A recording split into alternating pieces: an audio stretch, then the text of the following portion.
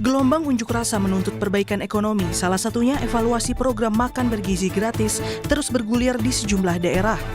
Kelompok mahasiswa yang tergabung dalam Pergerakan Mahasiswa Muslim Indonesia (PMMI) menyuarakan tuntutan itu di depan gedung DPR MPR, Jakarta, Senin lalu. Di Denpasar, mahasiswa dari sejumlah perguruan tinggi di Bali mendesak evaluasi total program MBG dan menurunkan harga BBM jenis Pertamax. Mahasiswa di Bali juga mengkritisi komunikasi publik pemerintah yang belum mampu mendengar dan mengakomodasi berbagai aspirasi masyarakat. Kelompok mahasiswa Jawa Tengah yang tergabung dalam Pergerakan Mahasiswa Islam Indonesia juga meminta pemerintah mengevaluasi program MBG dan menolak reformasi Polri di kantor Polda Jawa Tengah. Kelompok mahasiswa yang tergabung dalam Ikatan Mahasiswa Muhammadiyah juga menuntut pemerintah mengevaluasi program MBG di kawasan 0 km. Di depan gedung DPRD Yogyakarta, massa juga meminta pemerintah mengevaluasi program Koperasi Desa Merah Putih. Mendesak pemerintah melakukan audit dan evaluasi total program MBG dan KDMP.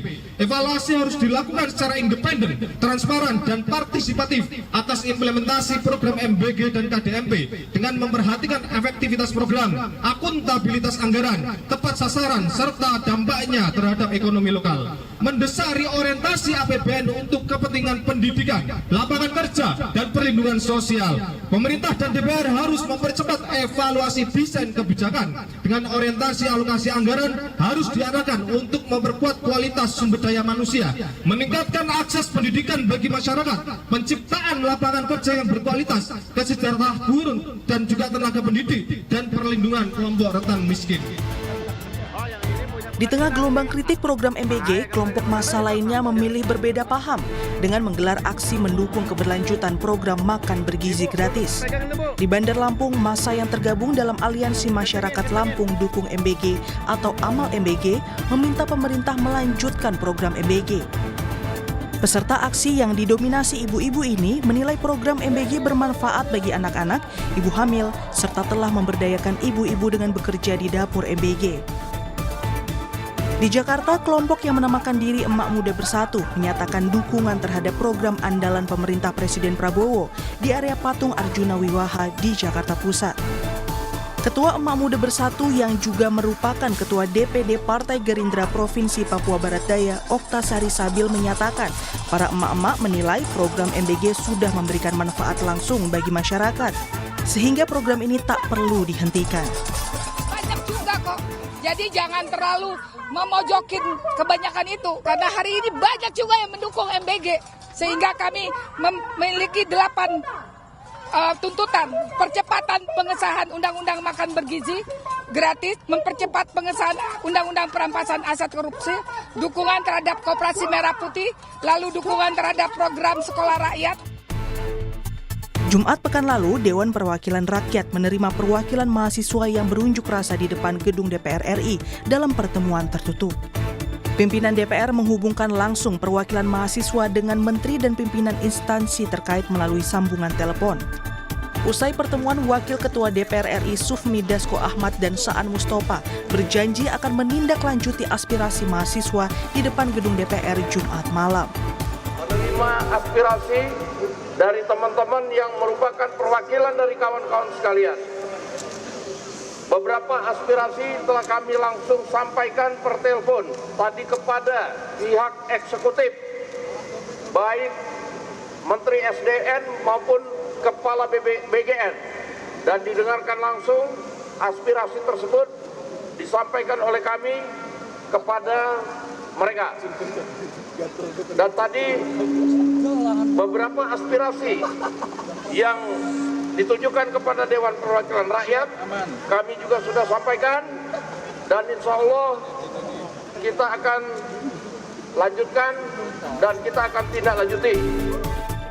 Badan Gizi Nasional menyatakan telah menjalankan sejumlah langkah efisiensi anggaran. BGN mengeluarkan surat edaran nomor 12 tahun 2026 tentang penyesuaian operasional SPPG. BGN menghentikan sementara distribusi MBG selama libur sekolah. Seluruh SPPG yang tidak beroperasi selama masa penghentian distribusi MBG tak akan menerima insentif operasional. Wakil Kepala BGN Agustina Arumsari bilang langkah ini mampu menghemat anggaran hingga 3 triliun rupiah. Kami benar-benar tidak mendistribusikan MBG dengan maksud tadi untuk standarisasi tata kelola operasional, efisiensi sumber daya. Mungkin seperti yang Ibu dan Bapak juga tahu, saya sudah sampaikan pada saat doorstop lalu ya, kami BGN ingin melakukan tata kelola kembali, penataan kembali sehingga mengambil momentum liburan sekolah ini. Di dalam SE ini menegaskan bahwa dengan tidak didistribusikannya MBG maka seluruh SPPG yang tidak beroperasi tidak akan mendapat insentif. Nah itu yang garis bawah yang penting ya. Kalau kita melihat angka jumlah SPPG yang telah beroperasi 27.820 dikalikan dengan insentif per hari itu selama 18 hari, maka kita sudah bisa melakukan efisiensi insentif SPPG itu sebesar 3 triliun 4 miliar 560 juta. Meski mendapat desakan menghentikan program MBG, pemerintah melalui Badan Komunikasi Pemerintah menyatakan program MBG tidak akan dihentikan. Pemerintah mengklaim program MBG sebagai mandat dari rakyat. Dalam pernyataan tertulis Rabu 17 Juni, Kepala Badan Komunikasi Pemerintah RI Muhammad Kodari bilang bahwa yang namanya MBG tidak bisa dipinta langsung berhenti, karena itu adalah visi-visi dan kontrak politiknya Pak Prabowo. Presiden Prabowo dipilih karena program kerja yang dilaksanakan, program tersebut tidak bisa diberhentikan. Salah besar kalau justru menuntut Pak Prabowo untuk menghentikan program itu, karena itu justru janji kampanyenya. Saat bertemu dan menyapa guru serta orang tua murid di Kabupaten Ende, Nusa Tenggara Timur, Wakil Presiden Gibran Rakabuming bilang masyarakat daerah tertinggal, terdepan dan terluar atau 3T sangat membutuhkan program MBG. Gibran pun berjanji akan terus memperbaiki tata kelola MBG.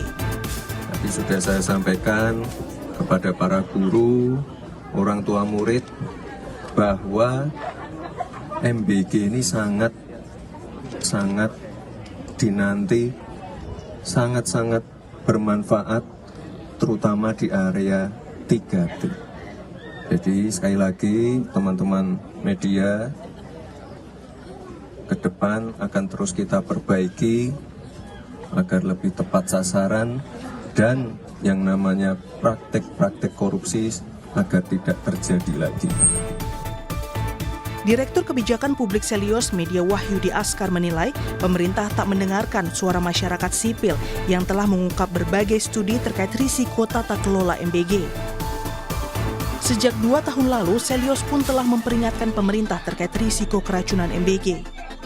Selios pun telah menyampaikan kepada pemerintah anggaran MBG yang tak efisien mencapai 1,7 triliun rupiah per minggu. Menurut hemat saya, pemerintah tidak mendengar. Apanya? They don't listen.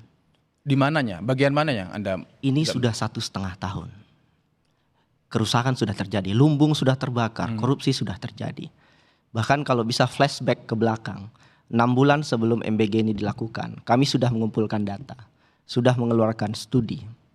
Tahun 2024 sebelum MBG ini berjalan, kami sudah sampaikan 46% masyarakat mengendus ada potensi korupsi. Tahun 2024 kami juga sudah sampaikan, jangan bikin vendor-vendor besar. Serahkan ke sekolah, serahkan ke komunitas UMKM lokal. Tahun 2024 kami juga sudah sampaikan potensi korupsinya dari mana saja. Di SPPG itu di mana saja, mulai dari pengadaan, penyalahgunaan pengawasan. Tahun 2024 kami bahkan juga sudah sampaikan ada potensi keracunan. Bahkan yang sekarang kalau kita lihat inefisiensi itu 1,75 triliun per minggu. Terkait efisiensi, juru bicara Partai Gerindra Andre Rosiade memastikan pemerintah akan lebih menyeleksi penerima program MBG dan bekerja sama dengan UMKM untuk menghindari monopoli. Depan bahwa sekolah-sekolah elit dan siswa kaya itu ditiadakan untuk mendapatkan MBG. Penerimanya dikurangi. Ya, lalu selanjutnya refocusing anggaran ini, ya kita tidak akan paksakan MBG tidak dipaksakan untuk sampai hampir 90 juta di akhir 2026. Tapi akan lebih fokus mengejar 3B untuk mengurangi stunting dan juga daerah 3T. Kita bisa bekerja sama dengan BUMN, swasta yang ingin menyumbang, juga kita juga bisa bekerja sama dengan kantin-kantin sekolah itu karena penerima manfaatnya hanya sedikit. Nah, untuk mengontrol itu sekarang Mbak Nani sudah mewajibkan bahwa setiap SPBG, ini nanti pasca nih habis liburan sekolah nih, setiap SPBG itu minimal punya vendor minimal UMKM itu 15, supaya tidak ada monopoli supplier dan juga uang itu berputar. Meski demikian, Direktur Kebijakan Publik Selios Media Wahyudi Askar menilai pemerintah belum memperbaiki akar masalah, yakni siapa para pemilik SPPG atau dapur MBG, karena titik inilah menjadi bancakan segelintir orang. Nah, kita ingin pemerintah berpikir, apakah ini dilanjutkan atau diberhentikan? Ini pertanyaan sederhana sekali. Bahwa dapur itu bermasalah, dapurnya banyak yang mengakali segala macam. Itu bicara soal how-nya, tapi kita lupa bicara soal who-nya, siapanya, siapa penyelenggaranya, siapa pemilik dapur itu. Kalau soal siapanya tidak diselesaikan, bahwa pemilik dapur ini adalah mereka yang punya konflik kepentingan, bagian dari partai politik, ormas keagamaan, yayasan-yayasan terafiliasi dengan penguasa, ini tidak akan selesai. Kalau bisa Pak Prabowo nonton, Pak, dengan segala kerendahan hati, hentikan dulu MBG ini. Banyak kelompok masyarakat dari berbagai kalangan menaruh harapan besar terhadap pemerintah benar-benar serius mengevaluasi total program MBG. Pemerintah perlu menindaklanjuti suara masyarakat dengan perbaikan yang berpihak pada kepentingan rakyat, bukan sebagian golongan. Tim Liputan Kompas TV.